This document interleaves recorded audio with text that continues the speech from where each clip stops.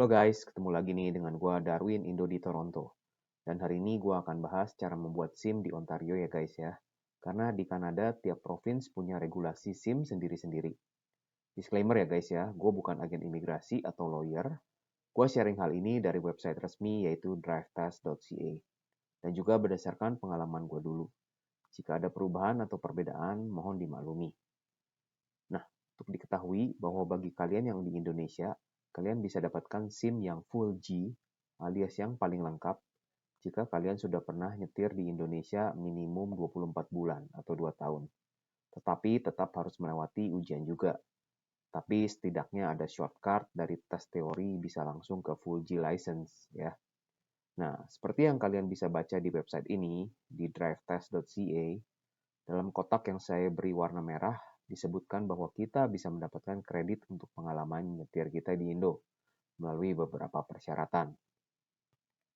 Nah, di Ontario itu sendiri, untuk nyetir mobil biasa seperti sedan atau van, kita menggunakan SIM yang namanya G-Class ya. Ada 3 tahapan yaitu G1, G2, dan Full G. SIM G1 yang paling dasar di mana kita wajib ambil itu tidak perlu road test, tapi cuma perlu ujian teori dan vision test. Tapi kita nggak boleh setir sendiri ya guys ya. Wajib ditemani full license driver.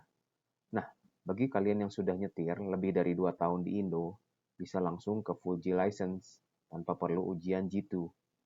Untuk mengetahui apa itu G1, G2, dan full G, cek aja deh di web drivetest.ca itu ya guys ya. Untuk persyaratan umumnya, 1. Umur di atas 16 tahun, udah lulus ujian teori, lulus ujian penglihatan, lulus ujian full G road test atau ujian praktek, bisa tunjukkan kartu identitas yang valid, contohnya paspor atau PR card ya. Untuk detailnya, bagaimana untuk dapatkan kredit untuk pengalaman nyetir di Indo, yaitu bisa tunjukkan kartu identitas yang valid ya. Untuk detailnya cek di web drivetest.ca ya guys ya. Karena panjang dan banyak jenisnya ya. Contohnya itu paspor dan PR card ya.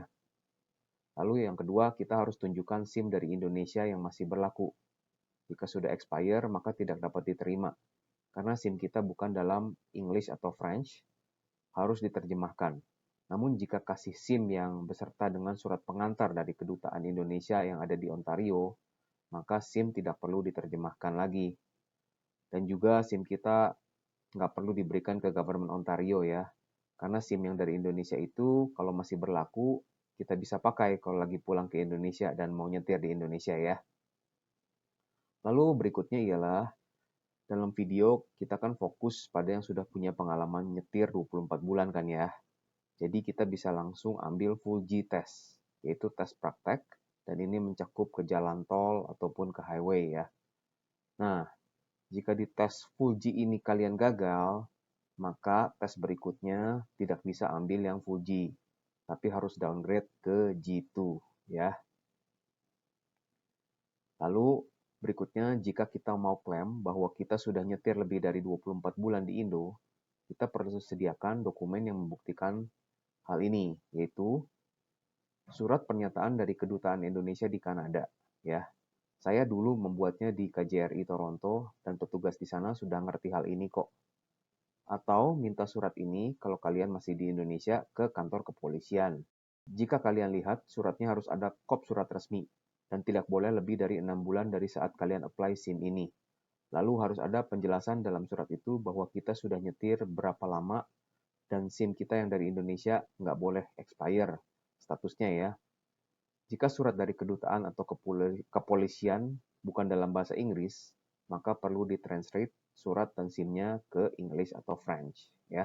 Jadi untuk full G license ini stepnya ialah yang pertama, declare 2 tahun pengalaman setir kita di form aplikasi kita itu ya. Lalu berikutnya kasih bukti yaitu SIM asli dan dokumen ID lainnya seperti tadi PR card atau paspor.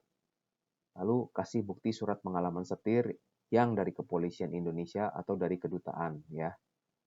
Berikutnya ialah sukses lulus tes penglihatan dan teori dan ini tercakup dalam G1 license ya.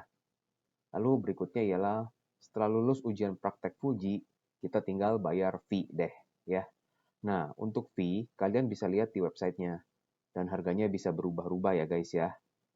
Nah, demikian dulu videonya ya. Semoga videonya tadi bermanfaat dan jangan lupa untuk subscribe, like, and comment ya.